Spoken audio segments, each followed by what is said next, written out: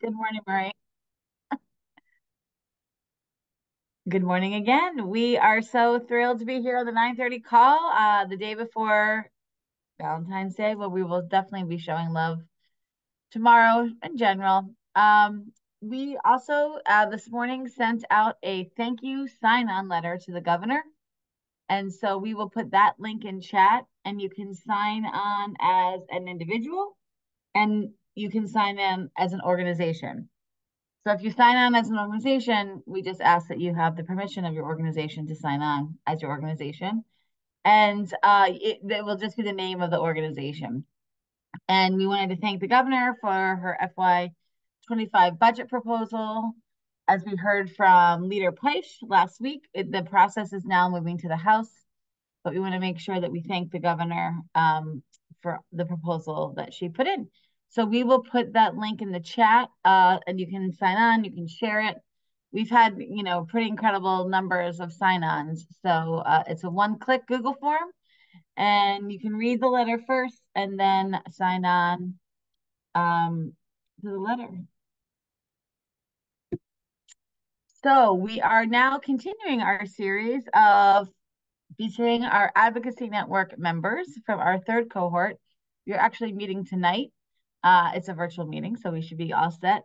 But I'm so excited to have Caroline with us, and I'm going to turn it to Titus for a little bit more context and introduction, and then Caroline will start with the questions. Thanks, Amy. I just put the Thanks. link to the Google form in the chat for folks to, at some point this morning, thank the governor. These sign-on letters usually are pretty successful with hundreds of people across the state jumping on and signing on. Okay, Advocacy Network is in its third cohort thanks to funding from Boston Children's Hospital Collaboration for Community Health and the, of course, very active participation of our advocates. We had 17 alumni from the first two cohorts. Now we have 12 advocates in cohort 3, including Caroline Gillis, who's with us this morning. Caroline, why don't you start by introducing yourself and share a little bit about your background, and then we'll shift and focus on your project because you have a very unique and innovative advocacy project that everyone here can actually participate in as well, which is nice. Yeah.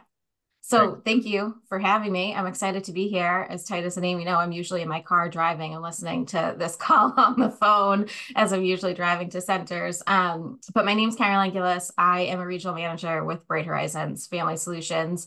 I think like most people on this call, I've probably grown up in the field, so to speak, in the sense that I've been in this field for over a decade, starting as a teacher and then growing into leadership positions. So I have directed programs for over 10 years in the Boston and Cambridge area, both small and large group, both client and lease model. And in my current position, I'm a regional manager for Bright Horizons. So I oversee a group of centers across Cambridge, Boston, outskirts of Boston, both that are community welcoming and employer-sponsored client models. So a little bit on the personal side, I'm also a mom of 3 young kids. And so I have that stakeholder too within it. I have an 8, 6, and a 2-year-old who are also all home on a snow day. So if you are on my team and you have worked with me, it's not uncommon to see a little hand poke up, and they're hopefully entertained in the current moment. But all 3 are hunkered down right now for what was supposed to be a very big storm. And so as you think about kind of your time in the field, tell us about how you kind of came to the Advocacy Network, and then kind of how your experience has been so far.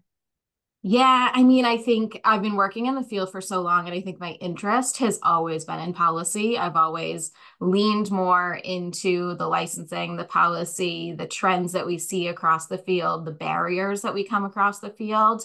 I think COVID hit that pretty hard, right? Where we had to really all come together, where we had to really work with the state licensing, with policy, with state health officials to just try to narrow down, like, how are we going to make this work? And truly saw the impact of how important and critical childcare was. Like I said, I'm a mom of 3. And so I think for me, it's just about like finally giving myself the time to focus in on this that I really have wanted to. And I feel like for the last few years, I've skimmed the surface of policy and advocacy, but felt like, okay, this is the time that I need to make a jump, and joining the advocacy network and applying for this fellowship was really like a conscious shift of like, okay, now I have dedicated time during the work week where this is what I'm focusing on. It's giving me a chance to expand my network, to work with people outside of my organization, to hear other stories, to gain different perspectives, and then to hopefully bring that back to my programs, and influence others to also advocate for change across the state and for the betterment of early childhood. Thanks. And I think, we'll talk about your project, but we've started this third cohort in August and it's February, so we're not quite halfway through. Can you tell us a little bit about an aha moment or something, that you've learned, or a connection that you've made? So just to refresh folks, we have monthly meetings with the network, and then during the interim, Titus and Gillis are meeting with folks one-on-one, thinking about their projects. They're recording kind of what they're doing. So just when you think about all your experience so far, maybe share a bit of an aha moment you've had. I mean, I don't know if there's been one, right? Because I think, and I say this to Titus and Gillis all the time, you want to jump into everything. And so I think for me, it's been about like trying to focus down on like a micro of like, where do I want to put my efforts? Because you could skim the surface of everything that's going on in the state. And it's such a great time in the state of Massachusetts. Every day you log into LinkedIn and there's this another great announcement that you're like, I want to do this and I want to deep dive into this. But I think for me, it's been about like growing my confidence and like taking that time to really dive into things and speak confidently and then share that back out. So recently we've had some meetings with the commissioner, with the EC, that has been great, where I've been able to like raise some, barriers or trends that we see in association with the subsidy program across the state. And we're actively working on that. And then being able to just have like follow-up meetings to speak about, here's the challenges that we're seeing. How can we overcome it? How can we help impact these changes across the state to hopefully drive an easier access for all providers across the state? And so I think it's the confidence that I've gained, and just being able to like speak, the confidence that of just wanting to reach out to people to say, hey, let me ask you a question, where maybe last year I wouldn't have. I probably would have found a different pathway or done a little bit more research. And so I think it's that. It's not necessarily like one single aha moment, but more about like the overall motivation from the network of peers to just jump in with both feet. And you're certainly getting some support from the chat. Harold and Paula are here. Caroline, we all share your enthusiasm about childcare and policy. Titus, were you going to say something? And Jayleese is here. Plus, we have several other members of our cohort on the call this morning. We will feature everyone in the cohort at some point. We're going to schedule that soon. And we'll also we're featured on the 9:30 call and the blog. The blogs have been an incredible way to kind of hear more about people's stories and the project. Okay, so let's turn to your project. So Yeah. Titus, do you want to give a little kind of overview of how the project comes about, and then how it all goes in the network?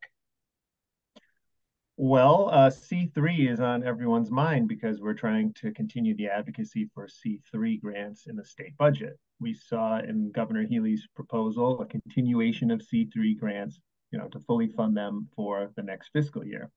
And now our attention is shifting to the legislature. Hopefully the legislature will continue to invest in this vital, essential program. We're one of the only states in the country, I believe, that has continued its COVID era federal grant, which C3 started as a federal grant. We're one of the only states to continue it with state funding. So we are a leader in the country on that. But we still need to get the word out, and we still, we can't rest on our laurels with anything in the state budget, because the legislators have so much on their minds. They're getting pulled into so many different directions for urgent other policies. So Caroline came up with a pretty innovative way to try and raise awareness. You want to take it from here, Caroline? And I have the link I can put in the chat, or I can share screen, or you can. It's up to you. Perfect. Yeah, if you have the link easily for the chat, that would be great. And then I'm happy to share the screen. So I was sitting on a 9:30 call, I think probably about 2 months ago in my car, and I had emailed Titus after, like I couldn't come off mute because I was in traffic and I couldn't get in the chat. But we were having a conversation about the C3 grants on the call and the importance, and we know how critical C3 grants are to the stabilization of Massachusetts, to early childhood. And so we were talking about the data, the numbers, and how critical they are, but the need for individual providers to really share their stories of how C3 grants have impacted them. And so I had reached out to Titus and said, like, does anything like this exist? Like, is there a way for people to give these anecdotal stories around how C3 grants on the grassroots of operations of like, what does this actually look like in your infant classrooms, in your toddler classrooms, for your families, for your educators, has impacted? Because to me, those stories like hit different, right? Like I love to see the numbers. I love to see the stories about how Massachusetts isn't hitting the childcare cliff, but to hear how providers have used those funds to change their programs for the better, to impact their families, to better their staff wages or improve their professional development or their qualifications is what makes me happy. And so I was thinking about like, how do we get these individualized stories out to legislators and to the stakeholders so that they know, yes, we've made a difference in the numbers, but like at the root of what we do is people and children, and here's how those individuals are being impacted. And so we took a stab at it, and we've created a interactive Google slide deck where we are hoping that we will get your support for providers to just add their individual stories to the deck and to share about what is one impact that it has had on your program. So I can share my screen with what that looks like in the current today. And I will share with you an example. Is this too small for you guys? I can try to make it bigger. No, it's fine. It's good. Okay. So this is an example of the Bright Horizons Children's Centers. And one of the bigger impacts that we have had from C3 grants is an enhancement to professional development. And ironically, this actually started with Hire Now a few years ago, where we used these funds to kickstart off a similar type of program to an apprenticeship, where we just identified the biggest need for right now in our centers was a better onboarding process and a better kickstart to teachers. We were seeing a lot of educators come to us with gaps of no education or no experience in early education. And we really felt like with things coming virtual post-COVID, where people weren't having as much experience in the classroom, we wanted to do something to help improve their onboarding experience. And so what we've been doing is a 1 to 2 week mentorship in a classroom that's not inside their current center, where they go and job shadow with who we are calling mentor teachers in programs where they really hit on all of their orientation that they've learned about in the previous week to see it in practice, right? So what does positive guidance and interactions look like in a preschool classroom? Not necessarily through like your training on the computer or in your class, in your center where you've been learning with your director, but what does that look like in a preschool classroom with 20 children, with strong mentor teachers who are maybe trying to get a group to go outside? What does it look like to do allergy management and family style dining in the classroom? And during those 2 weeks or 1 to 2 weeks, they really get a chance for those mentor teachers to break it down. Like, okay, you've read the policy. Now let's go see how we change a diaper. Let's talk about like the changing of gloves and the sanitation and how that works. And then I'm going to show you, and then you're going to do it next. And we've seen some really great success with retention and turnover rates in that first year from this program, which is why we've been so thrilled to continue it. And so to me, that was my story of like, here's a direct impact of educators, children, and families that we're able to share out about one way that we've been able to use some of the C3 grants and funds that has then correlated to other changes in our programs. And then what's your hope kind of for this slide deck and the slides in general? Yeah, so my hope is that other providers will share their stories too. as I scroll down, there's other just like blank slides here for people to go in to share their provider name. There's contact information at the bottom, and then to write your testimonial, to add any photos, to share quotes if you want, make it as personal and individual and unique to your program as possible. I think that that's the goal for this, is truly like an impact story for your day-to-day operation. So what have you seen? What have you done that has made an impact for your program because of these C3 stabilization funds? Great. And so, like mechanically, what are the next steps? Yeah, so I think, Titus, did you put it in the chat? The Yeah, the link is link. in chat, and I Okay, believe perfect. that it's set to edit, right? People can It go is. to slide 5 or 4, for example, um, and enter their own info, like, or copy the slide, make their own version of that slide. Caroline and I worked on the template to try to make it as comprehensive as possible, but also simple. So it's like basically a story and a picture, but you also need your name. On the bottom, we want you to put in your like location, a contact person. That way, if a legislator sees this or if anyone sees this, they'll know like, oh yeah, I know where this program is. This program is near my in my district or in my community. I think we haven't got as far as the distribution phase. We're still Yeah. compiling all of these, but I think our hope, right, is to share this with legislators so they can see impact for of the C3 grant on a real program in their own district. We'll have to figure out some of that, Caroline. Maybe you have some thoughts Yeah. on Yeah, I that. think we're in the collection of stories phase right Yeah, now, right? And we want it to be robust. We want it to be diverse. We want to hear as many different stories and impact as possible from providers across the Commonwealth. Like Titus said, we tried to make it as easy to edit and add and go in, but I will information in the chat. And if you run into any hiccups or you're having issues like yeah, formatting a slide, please feel free to reach out to me. I'm happy to help screen share, take photos, add stories as well, to make it as easy as possible for providers. Because I think what's just most important is that you have your voice heard in this, and yeah, don't get hung up on the technicalities if that's a exactly. barrier for you. Yeah, you can email Caroline the Yeah. materials. Like she said, she'll help you. You know, what one thing I've learned about the advocacy network is advocacy takes many forms, and it takes all of us with our unique talents and skills, right? Some people are ready to go right up to the state house, get in front of the podium, talk at length in front of hundreds of people. They're not shy, and that same person might struggle with making a PowerPoint slide, Yeah. right? But you might have the opposite out there. Someone who loves using PowerPoint, loves taking pictures, loves writing stories, but is more shy about, going out into a large group or organizing a group. This is the activity for you, right? And we need all that. We need all of that in our field. Everybody needs to contribute in the modalities, to use a phrase I use with Amy O'Leary, in the modalities that work for them, right? And this is one mode for you to get your story out there, like Caroline said. It's very good. Thank you, Caroline, for putting this together. It took time and focus, and I think it's really come a long way, and it's only just beginning. Someone put Yeah. in the I mean, chat, it's imagine if this exciting. were thousands of slides long. Thank you, I Donna. know. It would be great.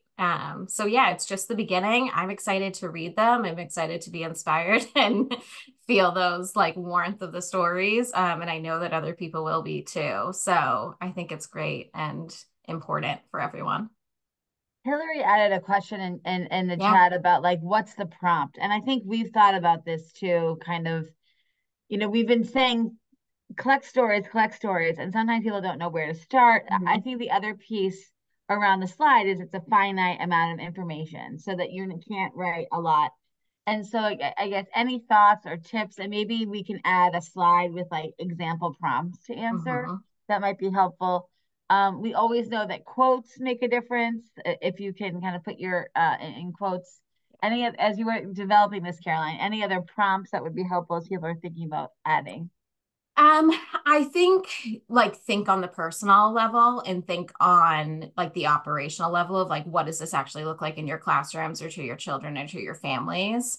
I think about those impacts of like, has it been, we hear about tuition and how this has impacted it, but what does that actually look like in your program? And have you heard feedback from families? Because quotes from families would be amazing too. Have you been able to invest in professional development for your staff, and what did that look like? And do you have a quote from a teacher about what the impact of that has been? I think it's truly a personal program thing for providers to write, but I'm happy to brainstorm. Like if somebody's like, we've used it in all of these ways and I don't know where to narrow down, we can chat for 5 minutes and brainstorm around like, what does that look like and how does that translate onto a slide? But I would encourage you to think like down to the micro of your program, if that makes sense, instead of these has helped offset operational expenses, but how does that actually look on your day-to-day when we're running programs?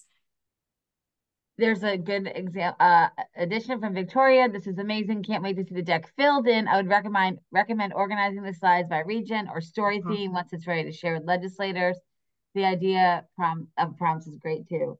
I also added in the chat the where do I vote ma.com, which I must have visited a cajillion times in my own browser. But that's really where you go to put in your own home information to know who represents you. And we know that there are, we have a tool that you just click a link and it goes right to your electeds, but it's just as important to know who represents you, especially now as we get into the Ways and Means committees in the House and the Senate, because every member that sits on the Ways and Means Committee also represents a district. So we'll be doing more talking about that in the 9:30 call, that if your member is also a member of the Ways and Means Committee, you kind of have a double opportunity to say, this is what I need, and because I live in your district, and I know you sit on the Ways and Means Committee and you're making those decisions. And just kind of want to pick up on Caroline's confidence piece. Like this is another way to build that confidence, to really know who you're talking to, who your elected officials are, having the right information. It can seem overwhelming and intimidating. We've heard time and time again on the 9:30 call about how important it is for elected officials to hear from the people they represent. And this is a great way to do it. I think we also thought about connecting, like each person could send their slide to their state rep and to their state senator. But, there's many different ways we can slice and dice this information. And then Donna just added, the specifics are very powerful as testimony. I think that's right. When you look at the C3 data, right, it's telling a story. This is telling the personal story. And I think it's also about moving from crisis to kind of, operations, that like we've heard programs say this money is now built in. We need to make sure we keep it. Caroline, what advice would you have, kind of like along with your advocacy network colleagues who've been meeting once a month, kind of having access to information and to each other to be this learning community? What would you share when folks are thinking about, I really want to be doing more, but I don't quite know where to start? I would say that I think in this field, it's so easy to get on a hamster wheel and do the day-to-day operations, right? And it can suck you in and you can very quickly find yourself like day in and day out of program operations, but owning your time and being confident in owning your time. And I think that that's been the biggest shift for me since starting with the Advocacy Network, is like really blocking off time in my calendar of like, I'm going to research this. Today, I'm going to work on this. Today, I'm going to spend an hour just like deep diving into subsidy. Today, I'm going to do a deep dive into, the mass repayment and making sure that we're getting that information out, and really owning that time and making that conscious shift to just do it and research. And I think there's so much information and it's really overwhelming in the beginning. And I think I said to Titus in the beginning, like I'm in a taking it all in phase like 4 or 5 months ago. But at some point that shifts to like, okay, what am I doing? And so I think like, know that it's okay to feel overwhelmed in the beginning, know that it's okay to feel like information overload, but just own your time and make time for it, because it should be a priority if you want it to be. And so you need to do what you want to do. And then last question, if there's one thing that you would want policymakers to know, what would it be right now?